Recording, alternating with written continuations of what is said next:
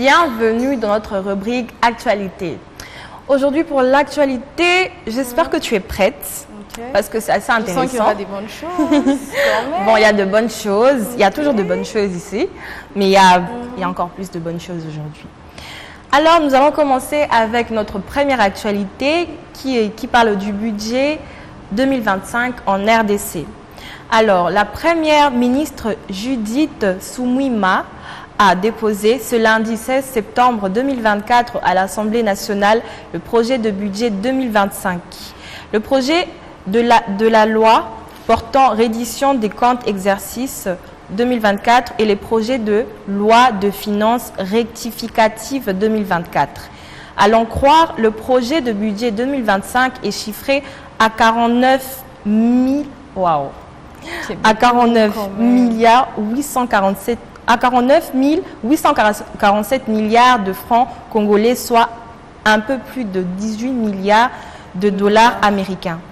Il y a donc une augmentation d'environ 21% par rapport au budget exercice 2024 qui s'élevait à 40 986 milliards de francs congolais, soit un peu plus de 16 milliards de dollars américains. La première ministre Judith Suminwa a dressé la liste de priorités de ces budgets.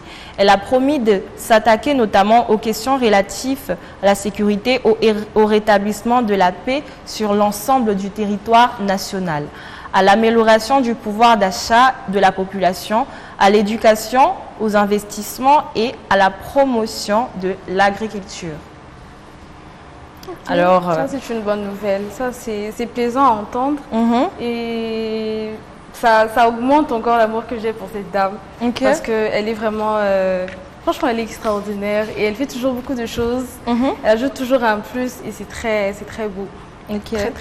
Est-ce que tu l'aimes bien? Oui, je l'aime beaucoup. Tu trouves que son travail au gouvernement depuis qu'elle est là, ça va quand même, ça avance? Honnêtement, pour être honnête, je pense que c'est la première fois que j'entends déjà des projets comme ça provenant du gouvernement. Donc oui, je trouve que ça avance.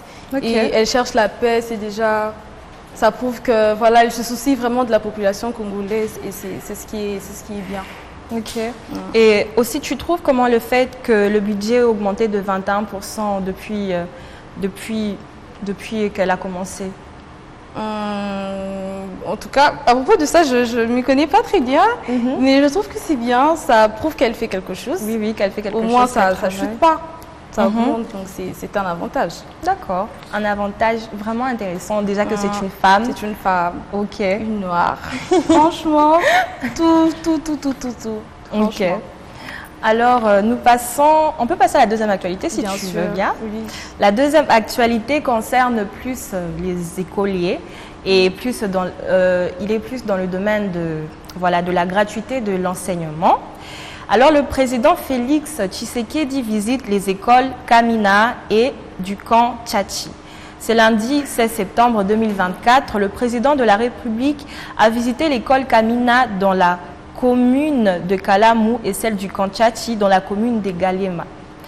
C'est là pour se rendre compte de la poursuite de la gratuité de l'enseignement de base et de l'effectivité de la rentrée scolaire 2024-2025. À l'école primaire Kamina, premier établissement officiel de la RDC construit en 1945, les chefs d'État a partagé une petite leçon de citoyenneté avec quelques élèves avant de relever quelques-uns de leurs défis. C'est quelque chose d'assez intéressant, d'assez touchant par rapport à ça. C'est touchant, franchement c'est touchant. Et c'est bien, j'aimerais qu'ils fassent ça de plus en plus, ce sera très bien. D'accord. Et quand les instructeurs excusez-moi, des écoles verront que voilà, le président il met un peu plus de son œil partout, je pense qu'ils vont tout prendre au sérieux. Parce que les écoles gratuites, à un moment, c'était un peu... Ouais, je voulais te demander ce que tu pensais de la gratuité de l'enseignement et tout. Tout était... Enfin, c'était vraiment dans un mauvais état, c'était pas bien. Mais comme ils commencent à passer comme ça, ils vont prendre les choses au sérieux. D'accord. Ils vont prendre les choses au sérieux.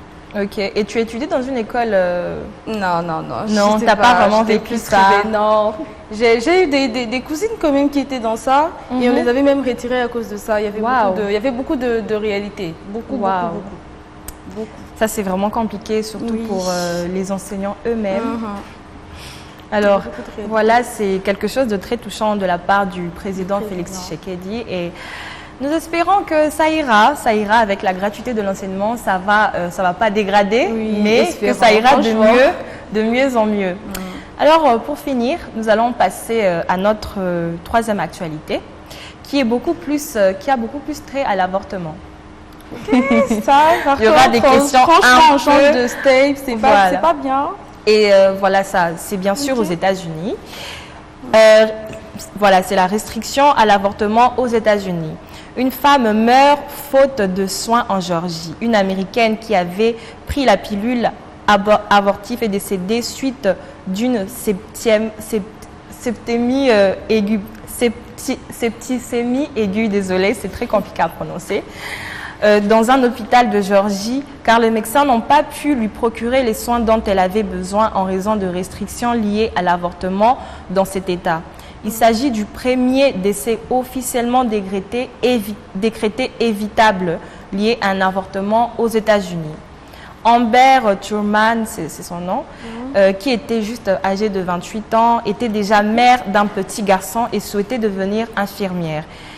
Elle avait dû se rendre en Caroline du Nord pour un avortement à cause de l'interdiction en vigueur en Géorgie après 6 semaines de grossesse. Wow. Elle est décédée en août 2022. Cette affaire vient d'être rendue publique. Donc c'est une affaire qui date, mais elle vient d'être rendue publique dernièrement. On ne sait pas si c'est par rapport aux élections qui se passent, parce que c'est Donald Trump, bien sûr, qui avait fait voter cette loi contre l'avortement. Donc, on se pose des questions. Par rapport à toi, en tant que femme, est-ce que tu es pour ou contre l'avortement? Ah là là, c'est compliqué. Bon, tu peux répondre de deux manières pour ne pas Déjà, je suis contre l'avortement.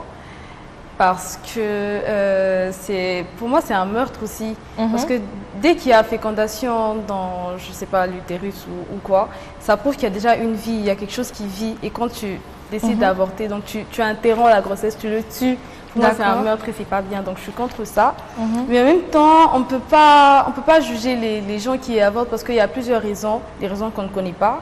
Il y a la pauvreté, il y a beaucoup de choses, il y a beaucoup de poids mental. De réalité. Oui, il y a beaucoup de réalités qu'on ne peut pas, expliquer, on ne peut pas se mettre à leur place. Donc, d'une part, c'est bien d'être contre, d'abolir ça, mais d'un autre côté, c'est aussi important de chercher à savoir d'abord pourquoi. Il y a certaines raisons qui sont valables, je trouve. Oui.